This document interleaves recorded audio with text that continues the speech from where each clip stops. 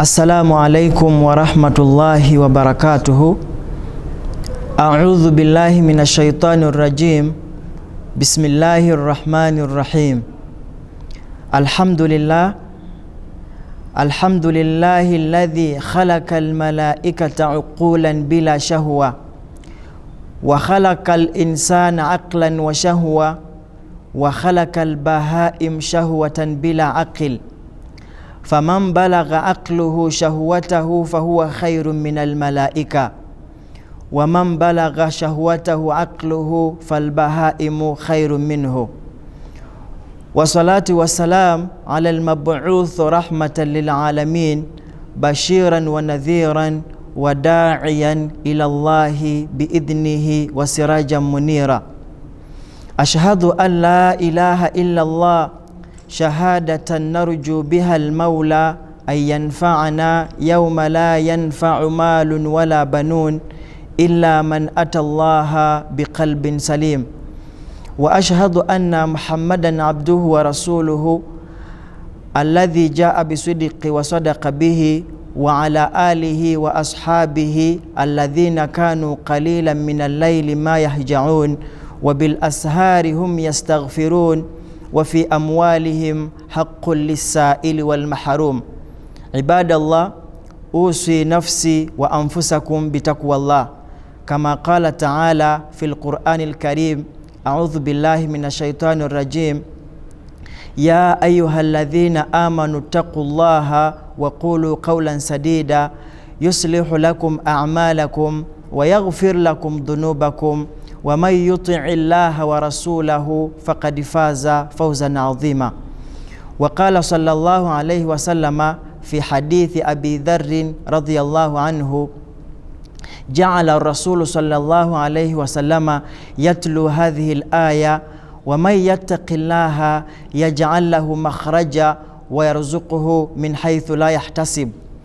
Faja'ala yuraddiduha hatta na'sat thumma qala ya Aba Dharr law anna an-nasa kulluhum akhadhu biha lakafatuhum.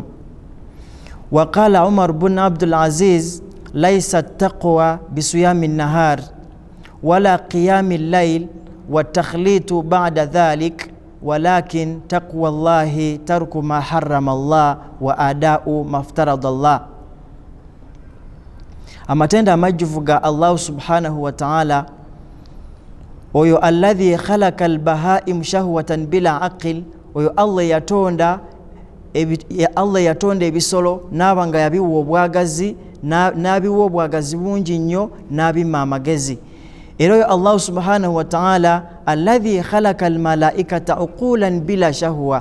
Oyo Allah eyatonda malaika nabanga naziwa amagezi mangi nnyo ate nazima obwagazi. Wa khalaqal insan aqlan wa shahwa. Allah nabanga yatonda omuntu nabanga te yamuwa ebintu bibiri. Allah namuwa obwagazi namuwa naki n'amagezi. Naye faman balagha aqluhu shahwatahu fahuwa khairu minal malaika. Omuntu yenna afuga amagezi ge negabanga gasinga obwagazi bwe fahuwa khairu minal malaika. Oyonna ekitiibwa kye aba asingako kuba malaika. Naye waman balagha shahwatahu aqluhu, oyo yenna obwagazi bwe kasita bumuyitirirako obungi ne bubanga bubika amagezi ge falbahaimu khairu minhu, kubanga ebisolo biba bimusinga. Nzizaako okubeera nga nsalira Nabi Muhammadin sallallahu alayhi wa sallama oyo ayeewaayo nabanga akola buli kimu kyonna okulaba nti obusiraamu bututuukako olunaku olwaleero. Alhamdulillahi rabbil alamin. Tusaba Allah subhanahu wa ta'ala abeerenga amusiima.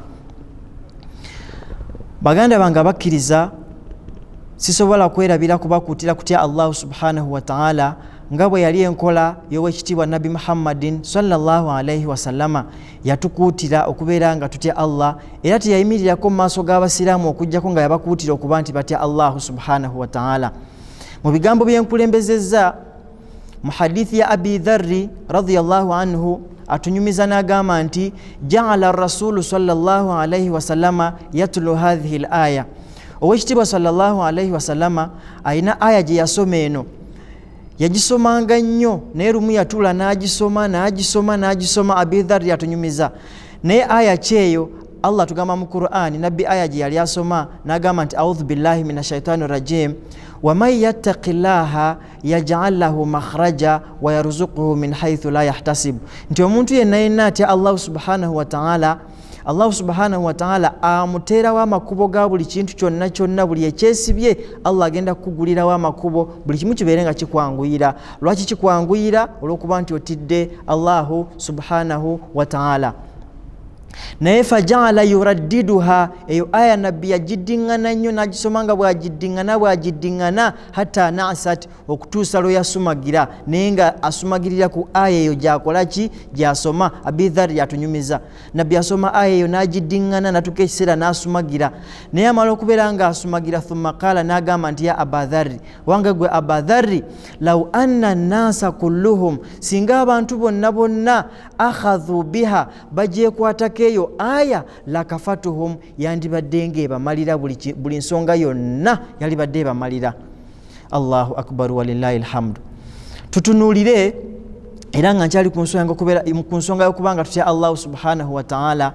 Umar ibn Abdul Aziz gwe tumanyi obulungi ennyo, abamanyi gwe baagamba nti ye khalifa ow'okutaano wa Nabi Muhammadin sallallahu alaihi wasallama, oba mu bakhalifa b'obusiraamu betumanyi bali bana, naye abalongoofu abamanyi bonna bakyegattako ne bagamba nti Umar ibn Abdul Aziz okusinziira ku irimu ye bamufuula okuba nti ye khalifa ow'okutaano. Naye alina ebigambo bye yagamba ku nsonga y'okutya Allah. Yagamba nti laisa taqwa bisuyami nahari, ekintu ekiyitibwa okutya Allah si kwe kusiiba emisana gonna noba nga gw'olunaku lulamba olusiiba lwonna, wala qiyami layl, yadde okubanga gwe emisana osiiba n'ekiro n'ozuuka ekiro n'okola ki? N'otazuuka wabula n'osiiba n'osula ng'osaala, si kye bayita okuba nti kwe kutya Allah. Wa takhlitu ba'da dhalika, wadde okubigatta byombi, noba nga gwe emisana osiiba lwonna n'ekiro noba nga osula osaala, si gwe osinga okuba nti otya Allah. Naye n'agamba nti walakin taqwa Allah, ekintu kye bayita okutya Allah, taruku ma harrama Allah, okuba nti kwe kuba nti oleka Allah subhanahu wa ta'ala buli kimu kyonna kye yakugaana. Taruku ma harrama Allah, okuleka Allah kye yakugaana, wa ada'u maftarada Allah, n'okuba nti oteeka mu nkola okola buli kimu Allah kye yakulagira okuba nti okola. Ekyo kye bayita okuba nti kwe kutya Allah subhanahu wa ta'ala. Oluvannyuma lw'ebyo byonna, omusomo gwaffe ogw'olwaleero tugenda kulaba ashababu wa nikah. Olwaleero abavubuka beesuliddeyo gwa naggamba tebaagala kuwasa. Tugenda kulaba obuvubuka n'okuwasa, abavubuka n'okuwasa, kye tugenda okuba tutunuulira olunaku olwaleero. Naye Allah subhanahu wa ta'ala mu Qur'ani ey'ekitiibwa atunyumiza oba atutegeeza mu surati Rum. Surati Rum eyo gye muwulira sura ya 30 mu Qur'an, era aya ya 21 Allah subhanahu wa ta'ala tugamba a'udhu billahi minash shaitani rajim, n'agamba nti wa min ayatihi an khalaqa lakum min anfusikum azwaja litaskunu ilaiha wa ja'ala bainakum mawaddatan wa rahma inna fi dhalika la ayatin liqaumin yatafakkarun.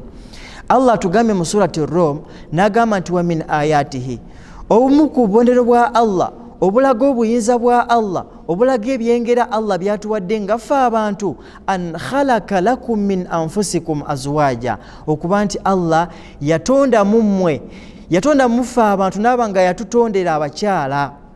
Allah yatutondera abakyala abo naye nga abatonze muffe ffennyini nnyini, litaskunu ilaiha, tubeere nga tutebenkera gye bali. Wajala bainakum mawaddatan wa rahma, Allah n'aba nga yassaawo wakati waffe okwagalana n'okusaasirigana. Inna fi dhalika la ayatin, ebyo byonna biraga obubonero bwa Allah n'obuyinza bwa Allah, liqaumi yatafakkarun, eri ekibiina kyabo abafumiitiriza ne balaba nti Allah subhanahu wa ta'ala wa buyinza. Ensonga y'okuba nti tuwasa nsonga nkulu nnyo, naddala mufe abavubuka abasinga owezezza emyaka 25 naye owooza sinnatuusa, sinnafuna busobozi, oyinza okulowooza nti sinnazimba. Naye njagala kubuuza olwaleero, kitaawe yagenda okuwasa maamawo yamala kuba nti azimba oba nedda? Nolwekyo baganda bange bakkiriza abavubuka, tekikwetaagisa kuba na bingi okuba nti owasa. kubanga bannyinaffe bawala baffe bawasiddwa ab'amadiini abalala abatalina kubeera nga babawasa. Lwaki ki ekibatuusa ku ekyo? Omwana omuwala n'abanga n'amaliriza yunivasite n'anoonya ekyokukola nga takiraba, n'anoonya omwami nga tamulaba, ate nga naye omunenya kitono, kubanga omwana omuwala ye nga ye aba n'ensa, tayinza kusituka n'agamba omwami nti munnaye mpasa, baba n'ensa, balinda ffe abaami tugende tubogereze. Naye lwaki tubatuusa ku ekyo? Abakkiriza abavubuka mbasaba ekintu kimu, teweetaaga kuba na bingi okuba nti ogenda n'onunula abaana baffe ab'obuwala, abaana baffe aba umma babatumazeeko, babatutte, abatali bakkiriza babatutte mu madiini amalala, naye nga ffe nnyini abavubuka ffe ensonga. Allah subhanahu wa ta'ala mu Qur'ani era mu suratu Ra'd, sura ya 13 mu Qur'ani y'ekitiibwa aya eya 38, Allah subhanahu wa ta'ala atugamba, a'udhu billahi minash shaitani rajim, walaqad arsalna rusulan min qablika waja'alna lahum azwajan wa dhurriyya. Allah atugamba mu Qur'an ng'agamba Nabi Muhammad sallallahu alayhi wa sallama nti walaqad arsalna rusulan min qablika, nti nasindika ababaka, twatuma ababaka oluberyebereerwo gwe Nabi Muhammad sallallahu alayhi wa sallama, twasindika ababaka nga gwe tonnaba kujja.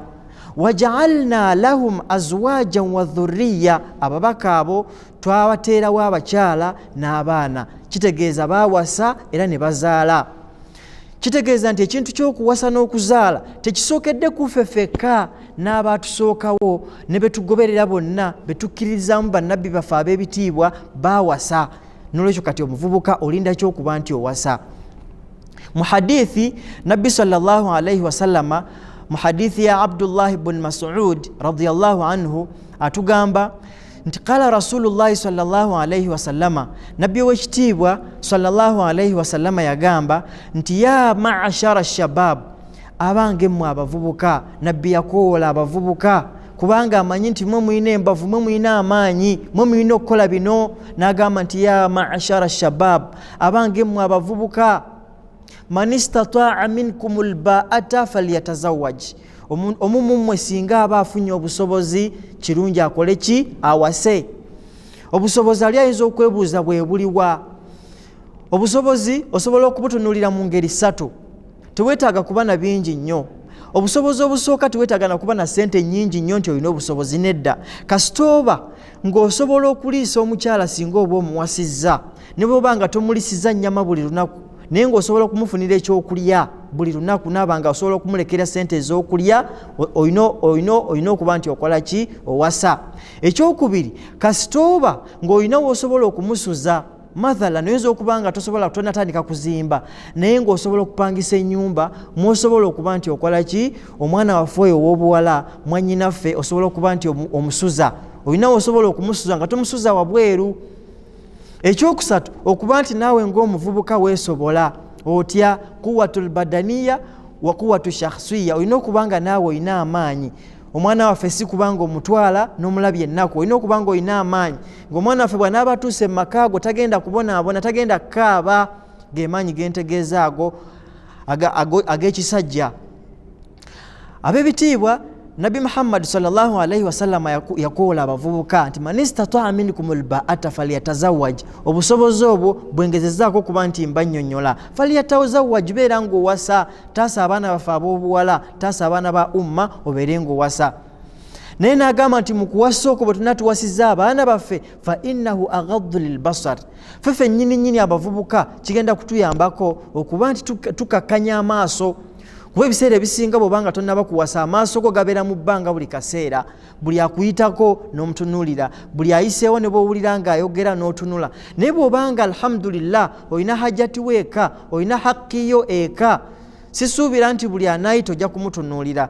Oyinza okumutunuulira by mistake omulundi ogusooka n'omanya nti oyo yayiseewo mukyala, n'omanya nti oyo agenze, naye n'otaddamu kuba nti omutunuulira n'ogamba alhamdulillah kye nali etaaze okutunuulira hakki yange ekirina ewaka, n'obanga okakkanya amaaso.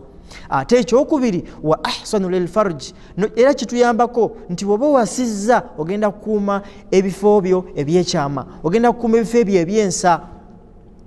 togenda kubanga obitambuza buli wamu, ogenda kuba nti okuuma ebifo ebyo.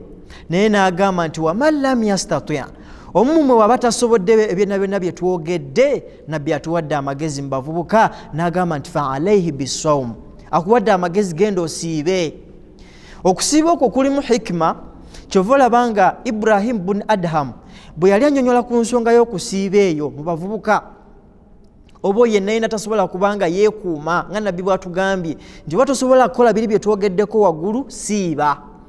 Kubanga bw'onaasiiba kijja kukuyambako, kubanga bw'oba osiibye waliwo ebintu by'otasobola kukola ng'omuntu, otya Allah, olaba nga swawumu yegenda kufa, ogenda kusubwa empeera za swawumu.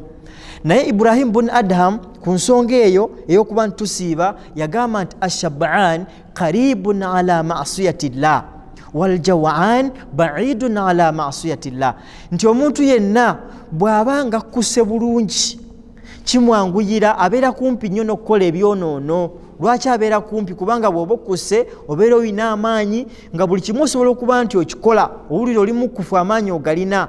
Naye n'agamba nti wal jaw'an ba'idun ala ma'siyatillah, ate bw'obanga oli muyala obeera wala nnyo n'okuba nti ojeemera Allah. Lwaki? Oli muyala ye nga amaanyi ogajjeewa agabeera n'omukyala, kuba baba tolina amaanyi wasiibye.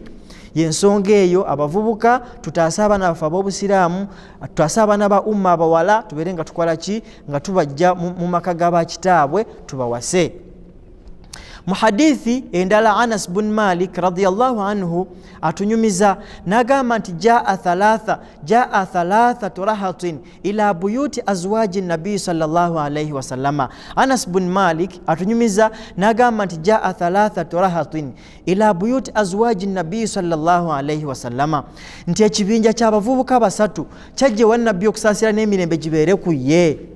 Abavubuka abo bajja basatu ne bagenda mu nnyumba za Nabbi Muhammad sallallahu alayhi wasallama ewali bakyala ba Nabbi, ne bagenda mu nnyumba z'abakyala ba Nabbi. Naye nga nsonga ki batutteyo? Yasaluna an ibadati Nabbi sallallahu alayhi wasallama. Abavubuka ekyabatwala mu nnyumba z'abakyala ba Nabbi kubanga beebuuza ku ibada za Nabbi. Nabbi akola mirimo ki? Naffe tugezeeko ng'abavubuka tuvuganye Nabbi akola mirimo ki kiffe gye tutakola. Kyekyabatwala w'abakyala ba Nabbi. Naye bakyala ba Nabbi bamala okubabuulira buli kimu kyonna kyonna Nabbi kyakola, falamma akhbaru kaannahum tuqaluha, bamala okuba nti bababuulira buli kimu Nabbi kyakola, ne bagamba nti waqaalu, ne bagamba aina nahanu min Nabbi sallallahu alayhi wasallama. Subhanallah, Nabbi ng'akola ebintu bingi nnyo. Abakyala ba Nabbi babagamba nti Nabbi azuuka ekiro n'asaala, Nabbi salama azuuka ekiro n'asaala hatta tarim au tantafaka kadamahu. Nabbi azuuka ekiro n'asaala amagulu ne gatuuka ekiseera ne gazimba. Allahu akbar. Abavubuka abo kyabakuba nnyo, ne bagamba nti Nabbi ng'akola ebintu bingi, ffe tuli ludda wa? Nga tetulina we tumwenkana, nga wakad ghufira lahu ma taqaddama min dhanbihi wa ma ta'akhkhar. Nabbi ye bw'olaba akola ebyo nga wamu n'ekyo ye Allah yamuta, Allah yamusonyiwa, byonna byonna bye yasooka okukulembeza ne byalikola mu maaso byonna Allah yabimusonyiwa, naye ng'ate ye akulaga nti teyeebasa kyakola. Abavubuka abo bakwatibwako nnyo, ne bagamba nti mbutuufu. Omuvubuka omu faqala ahaduhum, omu ku bo kyava agamba nti fa amma ana fa usalli laylu abadan. Omu ku bavubuka n'agamba nti nze okusinziira ku byempulidde Nabbi byakola, fa usalli laylu abadan, okuva n'olwaleero ngenda kusiiba, ngenda kusaalanga ekiro kyonna nga seebaseeko lubeerera paka, ngenda kusaalanga ekiro kyonna nga seebase paka Mungu lwalinzijulula mu nsi muno nga tafunye ku mpeke ya tulo. Waqala al-akhar, omuvubuka omulala n'agamba nti wa ana asuumu dahar wala aftir. Omulala n'agamba nti nze ngenda kusiiba omwaka mulamba nga sisiibulukuse. Emisana nja kusiiba n'ekiro nsiibe nga sisiibulukuse okumala omwaka mulamba. Wulira abavubuka. Naye owookusatu kyava agamba nga gwe nsinga okwetaaga kubanga kwe tutambulire omusomo gwaffe ogw'olwaleero, yagamba nti wa ana a'tazilu nisa fala atazawwaju abadan, nti nze okuva lwempulidde Nabbi emirimu gy'akola, wa ana a'tazilu nisa, abakyala mbanyuse, sigenda kubanga nkola ki? Fala atazawwaju abadan, sigenda kubanga mpasa obulamu bwange bwonna, sigenda kubanga mpasa. Wulira abavubuka abo. Naye omuvubuka nga amaze okugamba nti sigenda kuwasa lubeerera, Allahu akbar. Fajaa Rasulullahi sallallahu alayhi wa sallam ilayhim. Nabbi amala okutuuka eri bakyala be ne bamunyumiza abavubuka babadde mu maka ge ne bamubuulira buli kimu kyonna kyonna ne bye boogedde. Allahu akbar. Fajaa ilayhim. Nabbi n'agenda eri abavubuka abo wa qaala lahum, n'abagamba nti antumul ladhina qultum kadha wa kadha, mwe mwayogedde bino na bino. Abavubuka ne bagamba nti bala ya Rasulallah, yeffe twabyogedde ebyo. Nabi Muhammad sallallahu alayhi wa sallama kyava bagamba nti amma wallahi inni akhshakum lillahi wa atqakum lahu, nze gomulaba nze mbasinga okutya Allah, nze mbasinga okutya Allah, ne walakinni usalli wa arqid, nze nno gomulaba nze abasinga okuba nti ntya Allah, asuumu wa aftir, nsiiba nensibulukuka. Ekyokubiri wa usalli wa aftir wa usalli wa arqud, nemba nga nsaala ate nenebakako n'ekiro.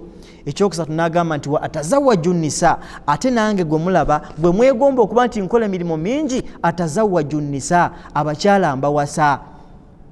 Naye yakomekereza hadithi nabbi ng'agamba nti faman raghiba an sunnati, omuntu yenna anaava ku nkola yange eyo, falaisa minni, si wa mu kibiina kyange. Nolwekyo omuvubuka yenna alowooza nti enkola gy'oliko ya nabbi nga towasizza, oli wabweru wa umma ya nabbi Muhammadin sallallahu alayhi wa sallama. Nolwekyo abavubuka tuwase. Mu Qur'ani era Allah subhanahu wa ta'ala atunyumiza mu surati Nur. Surati Nur sura ya 24, Allah subhanahu wa ta'ala atunyumiza mu surati Nur. Allah tugamba mu surati Nur, n'agamba a'udhu billahi minash shaitani rajim, wa ankihul ayama minkum was-salihina min ibadikum wa imaikum iyakunu fuqara yughnihimullahu min fadlihi. Allah subhanahu wa ta'ala wallahu wasi'un alim atunyumiza n'atugamba nti wa ankihul ayama minkum, mubeerenga muwase abo abatuuse, abawala abatuuse oba abakyala abatuuse mummwe, wassalihina min ibadikum wa imaikum, n'abakkiriza mummwe mubaddu n'abazaana. Allah n'atuwa assurance n'agamba nti iyakunu fuqara yughnihimullahu min fadlihi, bwe banaabanga abaddu mummwe n'abazaana mummwe nga fuqara, nga baavu, yughnihimullahu min fadlihi, Allah agenda kubanga akola ki? Nga abagabirira mu ebyo byalina ebitaggwawo mu mawanika ge. Allah agenda kubanga akola ki? Nga abagabirira. Allah subhanahu wa ta'ala tuwadde assurance. Nolwekyo omuvubuka munnanga alowooza nti gwe oli mwavu tosobola kuba nti owasa, Allah subhanahu wa ta'ala akuwadde assurance, akuwadde garanti nti agenda kugabirira. Kyova olabanga Dr. Mustafa As-Sabai mu kitabo kye hakadha allamtani alhayat, oyo no twamwogerako era mumumanyi bulungi nnyo abatulaba n'abatuwuliriza. Mu kitabo kye yagamba nti obulamu bwe butyo bwe bwanjigiriza, hakadha allamtani alhayat, yagamba nti idha khawafaka shaytan min faqri, idha khawafaka shaytan min alfaqri, shaytan kastekutiisa nekutiisa obwavu, farudduhu birizqi almaktub, gwebeera ng'ogiddamu ne riziki Allah gye yawandiika mu Qur'an gye yatusuubiza. Riziki kyeyo ojja gisanga mu surati Hud sura ya 11 mu Qur'an aya y'omukaaga. Allah watugambira nti a'udhu billahi minash shaitani rajim, wama min dabbatin fil ardi illa ala Allahi rizquha wa ya'lamu mustaqarraha wa mustawda'aha kullun fi kitabin mubin. Allah tuwadde assurance n'agamba nti wama min dabbatin, tewali kintu kyonna kuno ku nsi kitambula nga kirina obulamu, illa ala Allahi rizquha, okujjako ng'eri Allah waliyo okugabirirwa kwakyo. Wa ya'lamu mustaqarraha, Allah amanyi obutebenkero bwakyo, wa mustawda'aha, n'obuterekero bwakyo, kullun fi kitabin mubin, buli kimu kyonna kyonna Allah yakiwandiika mu kitabo ekyeyolefu. Kyensinga okwetaagako Allah atugambye nti tewali kintu kyonna kiramu muno mu nsi nga kirina obulamu okujjako nga Allah yeeyama okuba nti akigabirira. Omuvubuka yenna agamba nti nze naawasa omukyala ngenda kumugabirira ki? Allah akugambye yagabirira. Era kyova olabanga Dr. Mustafa As-Sabai mu kitabo ekyo kyennyini yagamba nti la tuakhiru zawaji, togezangako n'okeereyo okuwasa liqillati dhati yadaka olw'ekitono ky'oyina togeza n'okeereya okuwasa olw'ekyo ekitono ky'oyina n'agamba nti anta lasta alladhi tarzuk zawjaka wa auladaka si gwagabirira mukyalawo n'abaana bo innama yarzuquhum okujjako abagabirira alladhi yarzuqu at-tayru fi samai walhuti fi lbahari oyo Allah subhanahu wa ta'ala agabirira ekinyonyi mu bbanga wasamaka filma era yoyo Allah subhanahu wa ta'ala agenda okugabirira omukyalawo agenda okugabirira abaana bo yoyo Allah agabirira ekinyonyi mu bbanga n'agabirira n'ekyennyanja mu nnyanja wansi. Baganda bange ab'ebitiibwa gwe ky'olina okukola ng'omuvubuka teekawo sabiila teekawo ekkubo Allah wanayisa ki wanayisa riziki wanayisa ekyokulya ky'abantu bo teekawo ekkubo lyonna Allah ajja kuyisiza omu ajja kugabirira abantu bo teweeraliikirira sijja kuwasa sirina kyengenda kubeera nga ndiisa abantu bange. Ab'ebitiibwa nsonga nkulu nnyo kyova olabanga Imaamu Shafi'i rahimahullah alina ebigambo byayogera birungi nnyo ku nsonga y'okuba nti tugabirirwa Allah. Ye yagamba nti tawakkaltu fi rizqi ala Allahi khaliqi wa ayqantu anna Allaha la shakka raziqi wama yakun min rizqi falaysa yaftuni walau kana fi qa'i al-bahari al-awamiq سيأتي به الله العظيم بفضله ففي أي شيء تذهب النفس حسرة وقد قسم الرحمن رزق الخلائق. Imam Shafi'i mu bigambo bye eby'ekitiibwa yagamba nti tawakkaltu fi rizqi ala Allahi khaliqi nti nze riziki yange kyonna kyonna kye nsuubira okufuna ku nsi kuno nabikwasa Allah. Wa ayqantu anna Allaha la shakka raziki era nenkakasa nempanga mutuufu nkakasa mu mutima gwange nti tewali kubuusabuusa kwonna Allah ajja kungabirira kubanga ye yantonda. Wama yakun min rizqi falaysa yaftuni riziki yange ekyokufuna kyange kyonna Allah kyensuubira nti yakinteera mu nsi muno falaysa yaftuni tekisobola kubeera nga kinsuba. Walau kana fi qa'i al-bahari al-awamiq newankubadde nga kiri wansi ku ntobotobo y'agayanja ga Indian Ocean oba ga Atlantic Ocean ng'ekyokulya kyange Allah kyagenda okungabirira kiri eyo wansi sayati bihi Allahu al-azimu bifadlihi Allah agenda kubeera nga akindeetera ow'ekitiibwa. Kyava akomekereza ebigambo bye n'agamba fafi ayi shay'in tadhhabu nafsu hasra kiki ekiviirako omuntu okuba nti yeeraliikirira kyanaalya mu nsi muno waqad qassama arrahman rizqul khalaiq ngate Allah yamala dde okutemaatema yamala dde okukasama yamala dde okutemaatema ebyokulya oba ebyengabirira by'abantu by'abaddu be. Ab'ebitiibwa ekyokuba nti tolina kyakulya gwe teekawo buteesi kkubo Allah agenda kukugabirira si gwagabirira teekawo buteesi nkola. Kyova olabanga era omusajja omu jaa rajul ila Imam Ahmad omusajja omu yajja wa Imam Ahmad gwe tumanyi obulungi ennyo n'amugamba nti ya Imam a'adhini owange imaamu wange ow'ekitiibwa a'adhini beera ng'onnaamiraayoko ebigambo ebimu. Yamulamira ebigambo bingi nnyo sijja kubyogera byonna nja kujjamu ekyomusomo gwaffe ogw'olwaleero.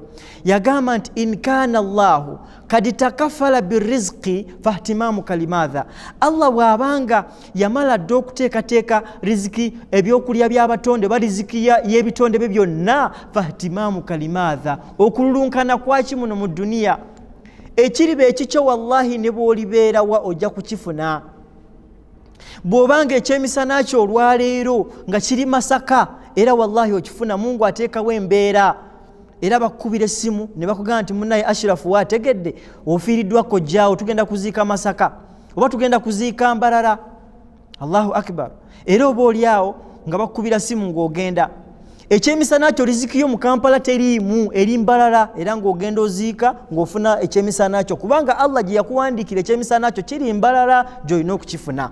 N'olwekyo tubeere bakkakkamu nnyo okuba nti tuwasa abaana baffe ab'obuwala abo tubajje abaana ba umma tubajje ku lujja tubajje mu maka ga bakitaabwe babonebone. Omunosanga omusajja alina abaana 13 kubanze nnyina Sheikh gwe mmanyi yaŋŋamba nkubuulire mwana wange nina abaana bali 13 naye bonna ba buwala wallahi nnoonyeza bembawa tebalabika bavubuka tebagala kuwasa nkole ntya nange natunulanga ekyokukola sikiraba ayina omubeera nga ofuna owokubiri Allah subhanahu wa ta'ala tubeere nga ajja kusasula obulungi tubeere nga tutaasa abaana ba umma abo naye bwe tuneesuulayo gwa naggamba abaana baffe bagenda kuba tutwalako ab'amadiini abalala ate jjukira omusajja bw'aba akutute nga si musiraamu ogenda kuzaalira ddiini ye abaana bogenda okuzaala tebagenda kuba ba umma bagenda kubeera abaana baki ba ddiini ndala abaana baffe ab'obusiraamu tubataase tubawase Allah ajja kutugabirira tetweraliikirira ku kyakubaliisa Allah ajja kutugabirira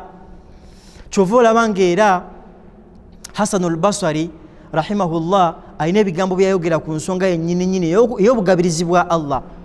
Jaa rajul ila Hasanul Basri, omusajja yajja wa Hasanul Basri namugamba nti ya Aba Said ma taqulu fi dunya, owange gwe taata wa Saidi ensi eno ogyogerako ki? N'agamba nti ma asa an aqula fi dunya halaliha hisab wa haramiha iqab, sirina kyenyinza kubeera nga njogera ku nsi eno ng'obulungi obugirimu Allah agenda kubeera nga abutubala n'obubi obulimu bwetukoze mu duniya muno ebyo bye tukoze Allah agenda kubeera nga akola ki? Nga atubonereza. Naye omusajja kyava mubuuza nti ma surru zuhdika fi dunya, kyama ki kyolina mu nsi eno? N'agamba nti arbata ashiya, ebintu bino bina nze okuva lona byekwatako mu nsi muno natebenkera, ensi nemba nga nagyesonyiwa nenjivaako. Naye yagamba ebintu bina, n'agamba nti ekisookera ddala alimtu anna amali la yaqumu bihi siwa fashtaghalat bihi, namanya nti emirimu gye nina okukola mu nsi muno tewali ayinza kuginkolera okuleka nze kennyini fashtaghalat bihi, nembeera nga ndafuba n'okukola emirimu, kubanga buli muntu yenna agenda kubalibwa bw'omu. Buli kyonna kye wakola Allah okikola ku lulwo kiyamba ggwe. Kyova olaba ye yagamba nti emirimu gyonna gye nkola ku nsi kuno bwe namanya nti nze nnyina ogyekolera fashtaghalat bihi, nendafuubana okubanga nnongoosa emirimu egyo. Ekyokubiri n'agamba nti alimtu anna rizqi la yaqumu bihi siwa alimtu anna rizqi, namanya nti riziki yange tewali muntu yenna ayinza kubeera nga akola ki? Agitwala. Fatuma anna qalbi, nemmanya nentebenkera omutima, namanya nti riziki yange Allah gye yanteekerateekera okulya mu nsi muno tewali muntu ayinza kugitwala. Fatuma anna qalbi, nembeera nga natebenkera omutima. N'olwekyo manya nti buli kimu kyonna ky'olina okufuna mu nsi muno totya kuba nti wasa Allah yakuteekerateekera riziki muno. Ekyokusatu olw'obufunda lw'obudde yagamba nti alimtu anna Allaha mutalliu alayya, namanya nti Allah subhanahu wa ta'ala buli kyenkola kyonna annondoola. Fastahayaitu ayarani ala ma'siya, nembeera nga nakwatibwa ensonyi okuba nti Allah ndaba nga nkola ki? Nga nyonoona. Ekyokuna n'agamba nti alimtu, namanya nti anna almauta yantadirani, namanya nti okufa kunnindiridde. Fa aadadtu zaadi liliqai llah, nembeera nga nteekateeka entanda y'okubeera nga nsinkana Allahu subhanahu wa ta'ala. Ab'ebitiibwa abatulaba tulina okubeera nga tulongoosa, tukole buli kimu kyonna ekisoboka tubeere nga tulongoosa. Bwe kikulu ky'oba okola teekawo amakubo Allah wanaakugira riziki, ajja kukugabirira mu mbeera yonna. Mu hadithi ya Abi Dharri gye natandise nayo yatunyumiza n'agamba nti Nabbi sallallahu alayhi wasallama ja'ala rasulu sallallahu alayhi wasallama yatlu hadhihi al-aya, Nabbi yasomanga nnyo aya eno, yagisomanga nnyo. Naye oluvannyuma lw'okuba nti yasoma aya eyo, aya ki mu Qur'ani, n'agamba nti wa man yattaqillaha yaj'al lahu makhraja wa yarzuquhu min haythu la yahtasib. Abi Dharr atunyumiza n'agamba nti Nabbi yasomanga aya eyo n'agamba nti wa man yattaqillaha, omuntu yenna alina buli lwatya Allah, yaj'al lahu makhraja, Allah agenda kuteerawo obufulumiro mu buli mbeera yonna. Wadde oli mu mbeera yakanyigo katya, olina omukyala eka nga embeera ekyakalubye, Allah agenda kubeera nga akuteerawo obufulumiro, kubanga Allah tayinza kukulagira kukola kintu n'aba nga akulekerera abadan, tasobola kulekerera. Beera mugumu, beera mukkakkamu, omanye nti Allah subhanahu wa ta'ala takwerabidde, agenda kugabirira mu mbeera zonna. Naye faja'ala yuraddiduha, aya eyo yagisomanga agiddiŋŋana. Abi Dharr atunyumiza yasomanga aya Nabbi nga agiddiŋŋana okutuusa hatta na'asat, okutuusa lwe yasumagira. Otwo ne tuba nga tumutwala naye nga ali ku aya eyo y'emu yokka. Naye bwe yasimuka n'agamba nti ya Aba Dharri, owange gwe Aba Dharri, law anna an-nasa kulluhum akhadhu biha lakafatuhum, singa abantu bonna bali bamanyi obulungi obuli mu aya eyo, lakafatuhum, singa bali badde bagyekwatako yandibamalidde. Gwebanga wayarzuquhu min haythu la yahtasib, Allah agenda kugabirira abantu wotasuubira. Kubanga olwaleero kyewunyisa oyinza okulaba omuvubuka nga tannaba kuwasa, mathalan nga tannaba kuwasa olw'embeera emu oba endala, naye Allah n'abanga oluusi agenda mu tawuni n'anoonya ekyokulya ne kibula, naye nosanga omuvubuka ng'alina omukyala alina n'abaana be babiri, n'agenda mu tawuni mathalan, Allah n'amuwa, wadde ye Allah bati tagenda kumugabirira, naye Allah n'ayisirizaako riziki y'abantu babali eka, Allah n'akugabirira olw'okuba nti olina abantu b'olabirira. Nolwekyo Allah akuwa riziki okusinziira ku buvunaanyizibwa bw'olina. Era osanga omuvubuka nga muwulu ali mu kazigo ke n'abanga asula enjala, n'agenda mu tawuni n'anyuka nga talina yadde 10 n'asula enjala, naye nga wallahi talina buvunaanyizibwa, talina muntu gw'alabirira. Ab'ebitiibwa tuwase tujja abaana baffe ku lujja abaana ba umma batudde, abaana ba umma bangi. Olwaleero tunuulira mu Uganda abakyala population yaabwe bangi nnyo, population yaabwe eri ku 60%, ate abasajja tuli ku 40%. Mulowooza abaana ba umma bani agenda okubawasa?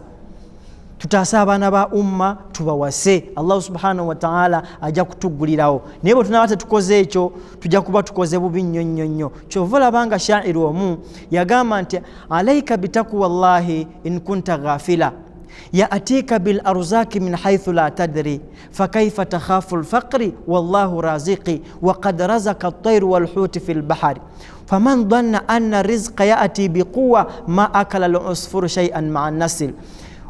Shairu oyo yayogera ebigambo birungi nnyo, naye mu bigambo bye yagamba nti alaika bitaqwa llahi in kunta ghafila, nkukuutira okuba nti otya Allah singa obadde nga oli mugayaavu.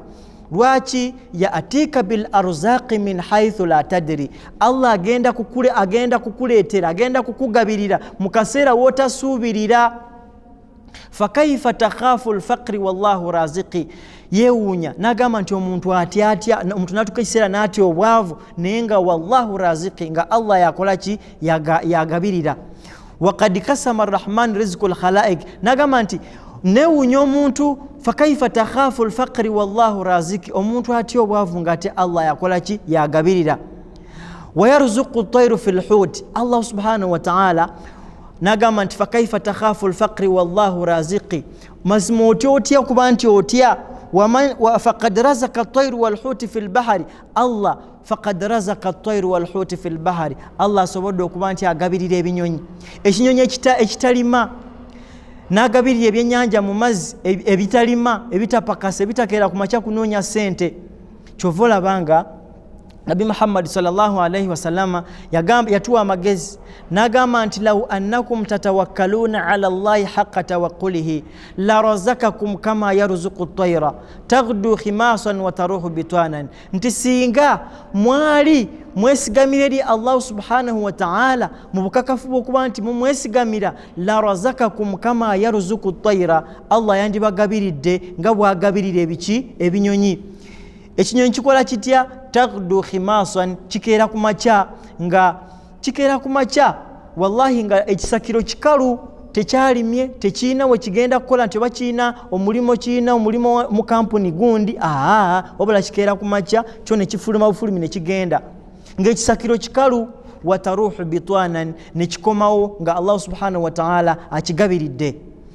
Kitambula gwe mmere gye wasudde, akawunga kwe ke wasudde oba amatoke go g'olidde n'okkuta n'osuulaawo, kyo nga Allah akisindikira akiwa message nti mu kifo kya Ashrafu wali mu lujjalwe waliwo ekyokulya, era oba oli agenda okulaba nga kinyonyi kituuse.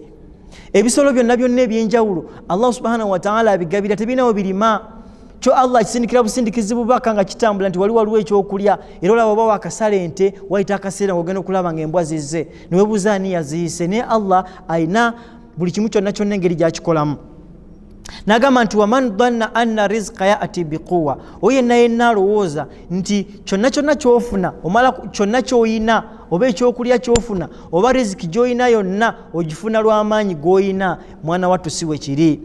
Ma akala al-usfuru shay'an ma'a an-nasil, akanyonyi ke bayita akasanke tekaliridde kantu konna, kubanga akasanke akanyonyi ke kasembayo kubanga katini nnyo, tekayina maanyi, naye ate enjovu yali badde nga yesinga okufuna buli kimu kubanga yeeyina amaanyi, naye Allah agabirira alfil ma'udmihi, n'agabirira enjovu n'obunene bwayo, ate n'agabirira n'ekinyonyi n'obutono bwakyo. Nolwekyo Allah tumwesige, ffe tuteeke obuteesima kubo. Allah subhanahu wa ta'ala agenda kubanga akola ki? Atugabirira tusobole okuba nti tuwasa abaana baffe abo ab'obuwala, tuwasa abawala abo abaana ba umma, tubawase bannyinaffe babonaabona beekubidde enduulu tewali abatwala. Shaitani etuse n'okubakema ne bagenda mu madiini amalala, naye nga ffe nnyini abavubuka ffe sababu. Shairi omulala omu era yagamba nti la takhda'na li makhluqin ala tam'in fa inna dhalika naqsun minka fi ddin. Nagamba nti la yaqdira al-'abdi an yu'tika khardalatin illa bi idhni alladhi sawwaka min tin wastarziq Allahu mimma fi khaza'inu fa inna rizquka bayna al-kafi wan nun واستغنى بالله عن الدنيا ملوك كما استغنى الملوك بدنياهم عن الدين. شاعر mu bigambo ebyo yagamba nti la takhda'na li makhluqin ala tam'in, nitogezanga n'oggwamu ekitiibwa n'oggwamu ensa olw'okuba olina ky'osaba omwana Adamu. Olina osanga omuntu yenna nga aweddemu n'afukamira n'agamba haji sina kyakulya ntaasa, naye nga wamaadhalika alina amagulu alina emikono, naye n'omusanga ng'asaba yenna naggwamu n'ekitiibwa, ali mu kusaba, ali kukuba asaba, naye nga alina amaanyi, alina obusobozi obukola. N'agamba nti n'omuntu yennyini gw'osaba la yaqdira al-'abdi an yu'tika khardalatin, oyo yennyini gw'osaba talina busobozi bwonna era tasobola kuba nti akugabirira wadde empeke y'akalo. Illa bi idhni alladhi sawwaka min tin, okujjako olw'okukkiriza kwa Allah oyo yakutonda n'aba nga yakwenkanyankanya okuva mu ttaka. Nagamba nti wastarziqillahu mimma fi khaza'inhu, beranga osaba Allah subhanahu wa ta'ala akugaggawaze mu ebyo Allah subhanahu wa ta'ala byayina mu mawanika ge, kubanga Allah mugagga nnyo tebisobola kubanga bimuggwako.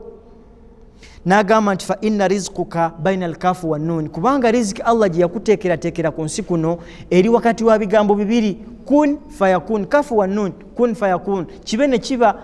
Allah bameka bagabiridde singa Allah yali atugabirira okusinziira ku maanyi gaffe ge tulina? No, wallahi abasinga bosanga mu offices tebalifunye sente nyingi, naye nosanga omusajja mathalan mu ekatwe wali ng'akutte olupanka lwaki, ng'akutte olupanka kwegamba eno olupanka lw'emmotoka nga bw'ogiraba olupanka lw'emmotoka olwo nga agenda kuba nti nga bw'olulaba agezeeko okuba nga aluweta akolemu essigiri oba akolemu ekintu eky'amaanyi. Kwegamba si buli omu akola ennyo nti yasinga okusasulwa. N'osanga omuntu atudde mu ofiisi naye ng'afuna miliyoni ze5, ono akedde ku makya n'aba nga ate amenyeka nnyo ne yeetikka emigugu kilo 150 ne yeetikka ku mugongo n'aba nga anoonya riziki ne bamuwa nusu 10 oba 20, naye nga gw'otudde butuzi mu ofiisi onyiga bunyizi kompyuta ogutali musango n'oba nga buli kimu ofuna alhamdulillah. N'olwekyo baganda bange bakkiriza abatulaba tubeerenga twesigamira Allah, ensonga zaffe zonna tuzimukwasa, agenda kuba nti atugabirira abaana baffe ab'obuwala tubeerenga tubataasa.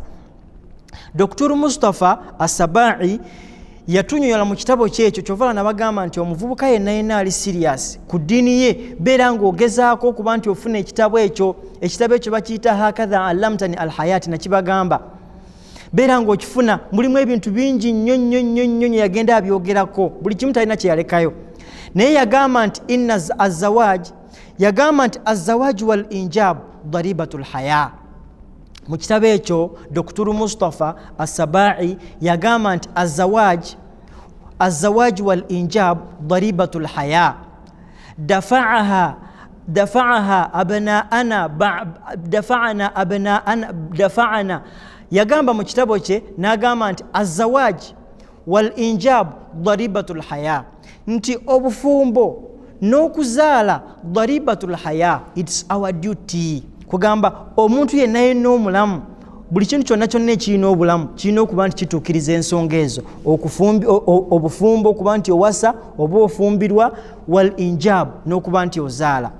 N'agamba nti olw'okuba nti it's our duty, mulimu gwaffe kitukakatako n'atuwa ekyokulabirako, n'agamba nti dafa'aha abauna qablana bakitaffe abatuzaala bakitukiriza era bakiteeka mu nkola ne babanga batuzaala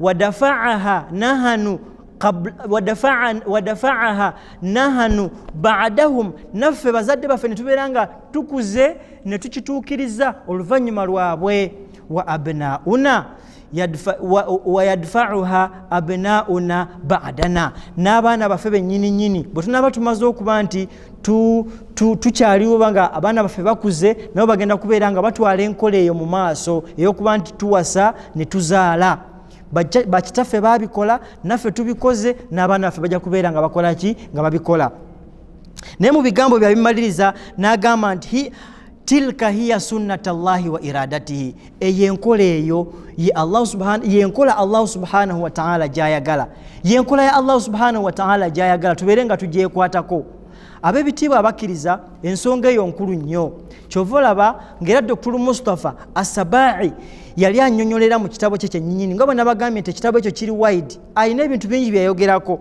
naye yagamba nti ashahwa miftahu shaitani liqulubi lmustaqimin nti kyekintu ekiyitibwa obwagazi bwe tulina ngaffe abantu ng'omukadima gwe nasoose nagwo gwe nagambye nti Allah subhanahu wa ta'ala khalaqa al-insan aqlan wa shahwa Allah yatuwa obwagazi obwo n'atuwa n'amagezi byataawa malayika ne byataawa ki ne byataawa bisolo kubanga by'ebisolo nga bwe nabanyonyodde mu kusooka Allah yabiwa amagezi ebisolo Allah yabimma amagezi n'abanga yabiwa obwagazi malayika n'abanga yaziwa obwagazi ya Allah malayika Allah n'abanga yaziwa amagezi mangi n'azimma obwagazi ate ffe Allah natubalansingira n'atuwa ebintu bibiri n'atuwa obwagazi n'atuwa n'amagezi kati kiri kugwo okuba nti okontrolinga ebintu ebyo bibiri era kyova olaba ebisolo byo obiraba nga amagezi gaabyo Allah yabiwa matono kyo maama wakyakizaala bwe kikula tekimanyi nti ono ye maama kigenda naye tekimanyi nti bano bannyinaze benzaalibwa nabo kigenda nabo wamunfuna bulungi naye ate ffe Allah n'abanga yatuwa amagezi ng'osobola okwawula nti ono mwannyinaze Allah yamuŋŋaana okuba nti mbeera naye yaŋŋaana okuba nti muwasa nomanya nti mbutuufu ono maama wange Allah yaŋŋaana okuba nti nkola ki muwasa nobanga omuleka bwe bwagazi obwo kyova olaba agambye nti ashahwa miftahu shaitan liqulubi lmustaqimin nti obwagazi obwo Allah bwe yatuwa miftahu shaitani ekikozesa nga kisumuluzo liqulubi lmustaqimin eri abo abantu abateredde mu kkuba eggolokofu eri abantu abali ku kkuba ettuufu eri abantu abatya Allah subhanahu wa ta'ala n'olwekyo tokkiriza bwagazi bwokusinga amagezi go ebisolo bijja kuba bikusinga kubanga ojja kukola ekintu ekitajja kyova olaba ng'era Dr. Mustafa yeeyongerayo mu bigambo bye n'agamba nti kullu insanin kataba alayhi almaut nti buli muntu yenna Allah yamuwandikako okuba nti agenda kufa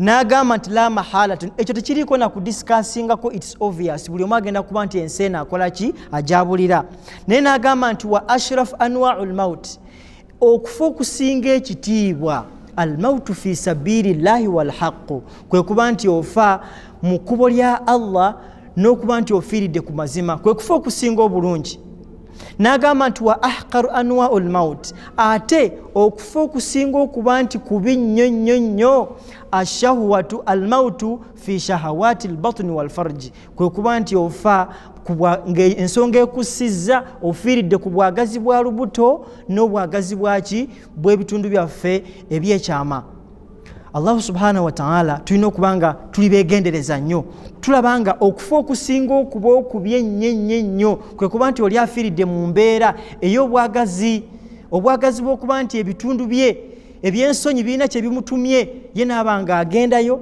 mathalan n'agezaako okuba nti afuuka mutambuze abavubuka olwaleero tebagala kuwasa n'abanga yasalawo atalumbe bakabasajja n'agamba nti nze sijja kuwasa kanumbe bali abakola ki abawasibwa edda abasinga balina endowooza eyo nga ye tayagala kussaamu nnyo ayagala kiri ekiwedde asange nti oli mukaagundi gwe mba ntambula naye naye biki byagenda okusanga oluvannyuma Allah ajja kumugerera bakuttire eyo mu butambuze mu bwenzi bw'olimu obwo Allah ogenda kumusinkana otya kyova olaba agambye nti wa ahqaru anwa'u lmaut okufa okusinga okuba nti kubi nnyo almautu fi shahawati albatn walfarj, kwe kuba nti ofiira mu bwagazi bw'olubuto n'okufiira mu bwagazi bw'ebitundu byaffe eby'ensonyi. Oli nosanga nga agenda kubba alwanira lubuto ne bamukubira mu bubbi ne bamutta, naye nga kyekimusizza kuba nti bwagazi bwa lubuto bwe bumusizza, yenfa ekyasinza okuba nti mbi. Kyova olabanga ku nsonga y'okuba nti omuntu afiira mu butambuzi obwo si kirungi, oba n'afiira mu nsonga z'okuba nti adde alina obwagazi bw'ebitundu byaffe eby'ensonyi. Ibn Umar radiyallahu anhuma yatugamba nti khalaqa Allahu ta'ala farj al-insan. Ibn Umar radiyallahu anhu yatugamba nti Allah subhanahu wa ta'ala yatonda obwerere, yatonda ebitundu by'ensonyi eby'omuntu. Waqala n'agamba nti oluvannyuma lw'okuba nti abitonze yagamba nti hadhihi amanatan indaka, Allah yakwasa omwana Adamu n'amugamba nti maze okutonda ebitundu byo bino eby'ensonyi, naye hadhihi amanatan indaka, buno buvunaanyizibwa bwe era mbukukwasizza. Amaana buvunaanyizibwa. Naye n'agamba nti fahfadhuha illa bihaqqiha, yagamba nti fahfadhuha illa bihaqqiha. Allah yatutekako obweyamu n'abanga atuwa n'atulagira n'atugamba nti beera ng'okuuma ebitundu by'ebyensonyi ebyo illa bihaqqiha, okujjako ng'obigenze awantu obirina okuba nti biraga mu butuufu. Bwe buliwa okuba nti owasizza omukyala n'omuwasa mu mbeera ennungi etalimu kuba nti byakawundo kakubye eddirisa bazadde be tebamanyi, noba nga birimu haramu, birimu zina. Allah subhanahu wa ta'ala nga bwe tumanyi bulungi nnyo mu Qur'ani yatugamba nti wala taqrabu zina innahu kana fahishatan. Allah subhanahu wa ta'ala yatugamba nti tetugeza ne tusemberera obwenzi. Wano Allah yakozesa lafudhi okuba nti tetusemberera, kubanga buli lw'osemberera ogenda kugwa mu haramu. Buli lw'osemberera ogenda kugwa mu haramu. Takugambye nti temugendanga mu bwenzi, wabula yagamba nti la taqrabu zina, temusembereranga obutambuze. Kubanga buli lwozi shaitani niyo bwebe nakukema etandikiriza mpola mpola. Otudde n'omukyala mathalan mu taxi n'omutunulya n'ogamba masha Allah Mungu yamuwunda. Ekiva mu ekyo ngo omubuuzaako naye nga mu kusooka tiwamubuuza namubuuza, n'omubuuza nyabo nkulamusizza ogutali musango n'omubuuza. Naye bw'omala okumubuuza ate n'ogoberezaako ebirala, maama ng'oli mulungi, bakuzaalawa lwaki obuuza byonna byonna ebyo, ekivaako ng'obusaba namba ya simu, shaitani egende kusendasenda. Kyekyo Allah kyatugamba, bw'obanga toli serious nga ddala ogenda kuba nti okola ki, owasa abaana b'abandi baveeko. Naye bw'obanga omuvubuka ddala oli serious, genda osinkane abazadde b'omuwala mwogerezeganye, ate nammwe abazadde mbakubiriza omuvubuka bw'abazze, kubanga ebiseera ebisinga naffe abazadde tugenda ne twagala ebintu ebingi nga abavubuka tebabirina.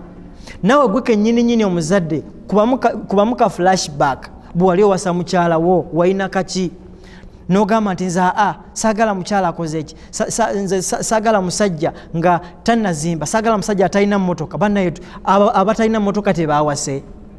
Abazadde nammwe tugezeeko okuba nti omuvubuka yenna kasitaaba nga azze idha ja'akum man tardawna dinahu wa khuluquhu fazawijuhu. Omuntu yenna singa aba bajjidde omuvubuka nga nabbi yatuwa bintu bibiri byokka ng'alina empisa ng'alina n'eddiini, mumuwa omukyala agenda amuwase, kubanga ate bwe mutakikole ebinaavaamu tebigenda kuba birungi. Kubanga era kasita omanya muwalawo nti atuuse okuba nti afumbirwa, gwe ate n'osalawo okuba nti omukugira n'ogamba nti gw'olinda mugagga, ebinaavaamu ebyo togenda kubyagala, bagenda kukukuta. Ekinaava mu kukukuta omwana kufunira lubuto ku lujja.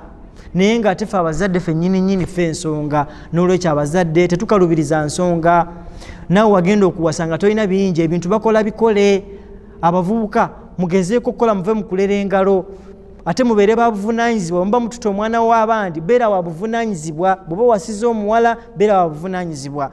Gezaako okumuliisa, gezaako okumusuza bulungi, muyise bulungi nga bwe tujja okubiraba mu maaso awo insha Allah. Naye mu hadithi Nabbi sallallahu alaihi wasallama ku nsonga y'obutambuze, kubanga abavubuka bagufudde mugano mu mbeera zaffe eza bulijjo, naye yagamba nti ya ma'ashara al-muslimin. Nabbi yakoola abavubuka n'agamba nti ya ma'ashara al-muslimin, yakoola abasiraamu bonna nga tayawuddeemu nti abasiraamu, kubanga tulina abasiraamu tulina n'abakkiriza. Yagamba nti ya ma'ashara al-muslimin, abange mmwe abasiraamu, iyyakum wazina, mbeewaza obwenzi oba mbeewaza obutambuze. Lwaki? Fa innahu fihi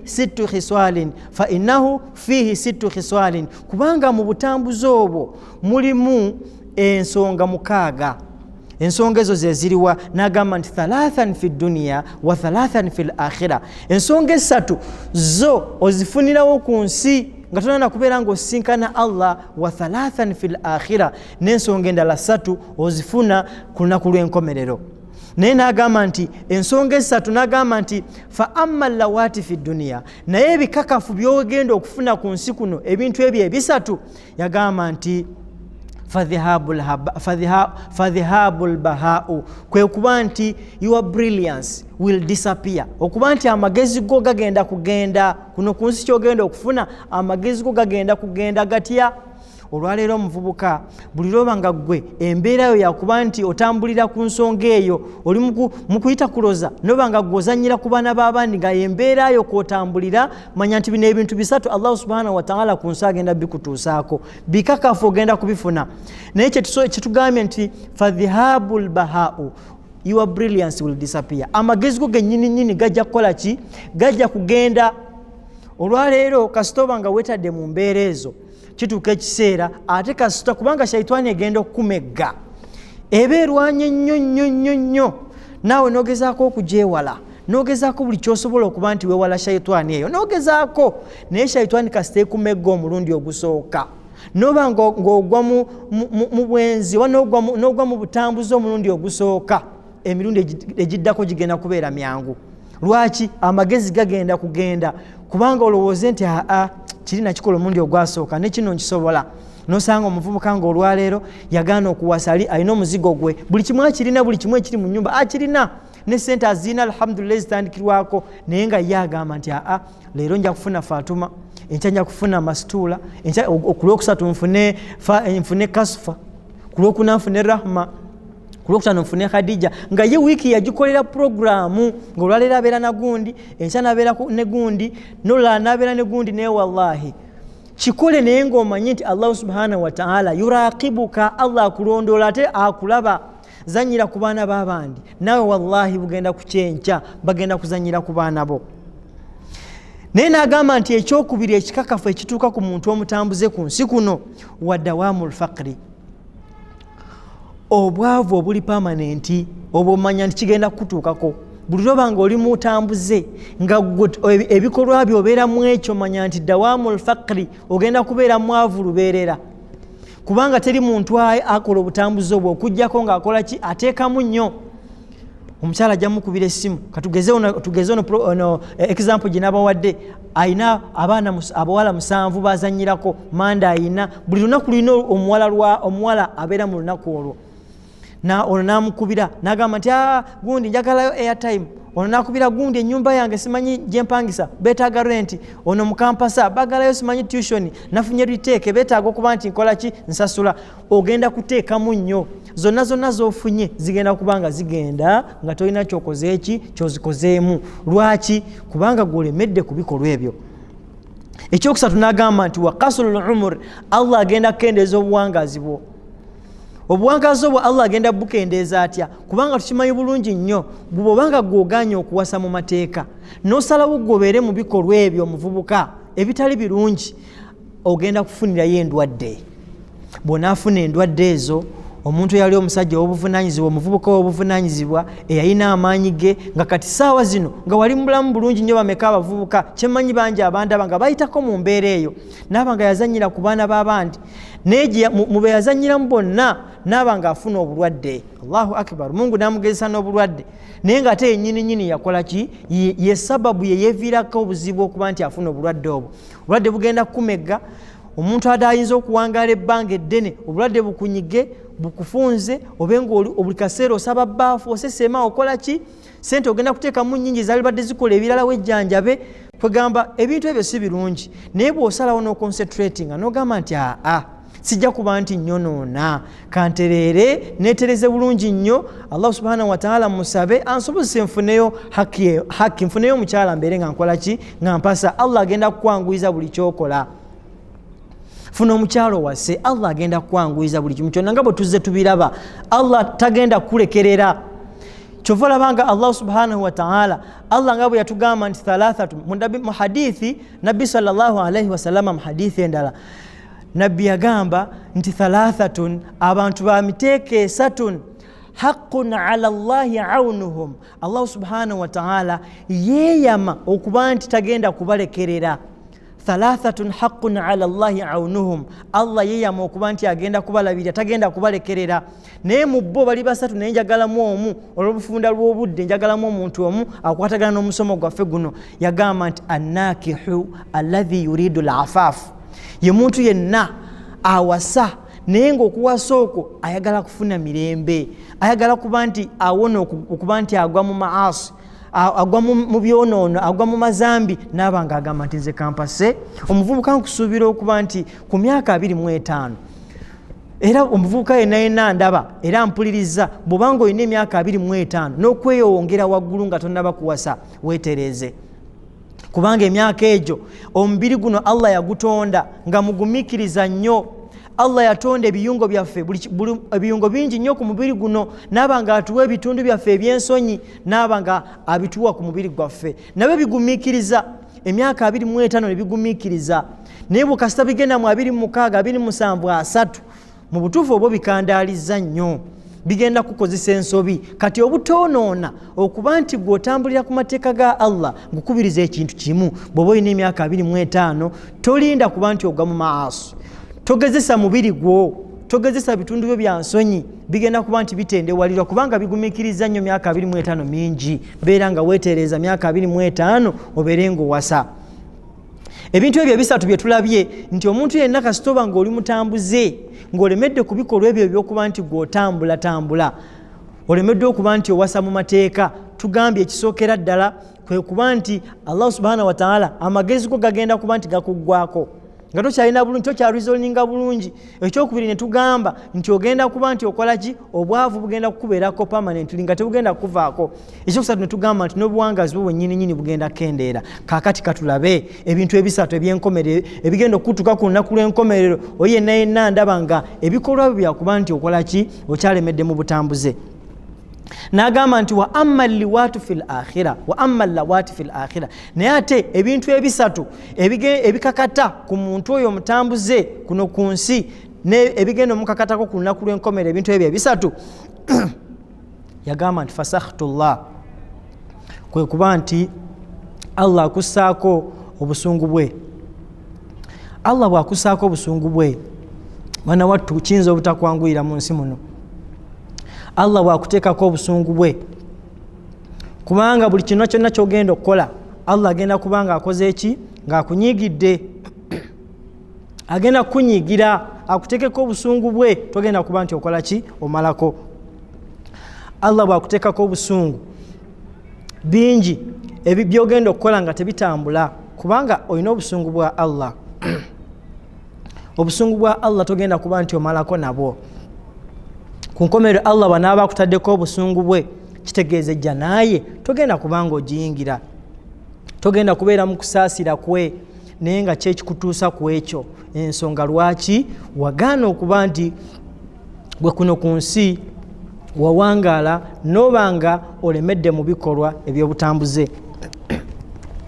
N'agamba ekyokubiri mu bintu ebisatu ebigenda okuba nti bikutuukako ku lunaku lw'enkomerero gw'omutambuze yagamba nti wasuul hisab Allah agenda kuba nti akubala naye ng'engeri gy'akubalamu mbi togenda kugisiima togenda kugyagala agenda kukubala naye ng'engeri gy'akubazeemu togenda kugyagala lwaki olemedde ku bikolwa ebyo ebyokuba nti oli mutambuze. N'ekisemberayo ddala n'agamba nti wadukhuli nnaari ate ekyokusatu gw'omutambuze gwaganya okuba nti owasa mu mateeka Allah agenda kuba nti akuyingiza omuliro. Ab'ebitiibwa abavubuka tuwase tolinda kufuna bingi n'ebitono byennyini by'olina osobola okutandika. Olwaliro abavubuka agamba nti nze sisobola kuwasa okuggyako nga nkoze eki nga sisobola kuwasa okuggyako nga maze kufuna motoka sisobola kuwasa okuggyako nga maze okuzimba. Ebyo byonna byonna olabye ekyokulabirako bazadde bo babirina abamu bazadde baffe bagenza okuzimba amaka gaabwe amanene agategerekeka nga bamaze n'okuweza emyaka 50. Abaffe olinze kumala kuweza myaka 50 olyoka ozimba amaka olyoka owase. Abamu balinze kunyenyanga kedo. Allahu akbar. N'olwekyo baganda bange bakkiriza abavubuka tutaase bannyinaffe, tutaase abaana ba umma abawala tubeerenga tubawasa. Bonna tetukikoze tugenda kubanga tukola ki? Twejjusa. Ngenda kusembyayo ebigambo bino olw'obufunda lw'obudde nga nkyali ku nsonga y'okuba nti abavubuka balemedde ku kyobutambuze. Imamu Shafi'i rahimahullah n'agamba nti iyyakum wa zina, yagamba nti inna zina dainun fa in aqradtuhu kana alwafa fi ahli baitika fa'alami. Imamu Shafi'i rahimahullah yagamba nti ekintu ekiyitibwa obutambuze dainun banja. Genda kola bwenzi bwonna, kola obutambuze bwonna oganya okuwasa naye kimanye nti kyokola banja. Fa in aqradtuhu, manya nti bw'onaaba owoze ebbanja eryo kana alwafa fi ahli baitika fa'alami, abantu abagenda okusasula ebbanja eryo bagenda kubeera abantu ba mu makaago. Bw'onaaba osazeewo obutambuze obwo abagenda osasula bagenda kubeera abantu ba mu makaago. Mathalan ayinza okubeera muwalawo, goyinza okukola obutambuze naye ne muwalawo ajja kusasula kyokoze, oba mukyalawo oba si kyo kyennyini maamawo, mu bantu baki ba famire yo bagenda kuba nti bakola ki? Basasula. Abakkiriza abavubuka nkomekereza ebigambo byange ebyolwaleero nga mbakuutira nti tolinda kukuŋŋaanya bingi, wabula kyolinawo ekitono beera nga okola ki? Otaasa abaana ba umma tubeere nga tubawasa. Olw'obufunda lw'obudde byebengenda okuba nti mwebale kubanga mubadde bawuliriza balungi. Tusaba Allah subhanahu wa ta'ala abeere nga atugasa n'ebyo bye tuwulidde. ربنا آتنا في الدنيا حسنة وفي الآخرة حسنة وقنا عذاب النار. اللهم أرنا الحق حقا وارزقنا اتباعه وأرنا الباطل باطلا وارزقنا اجتنابه. ربنا ظلمنا أنفسنا وإن لم تغفر لنا وترحمنا لنكونن من الخاسرين. وصل اللهم على سيدنا محمد وعلى آله وصحبه والحمد لله رب العالمين وكل عام وأنتم بخير والسلام عليكم ورحمة الله وبركاته.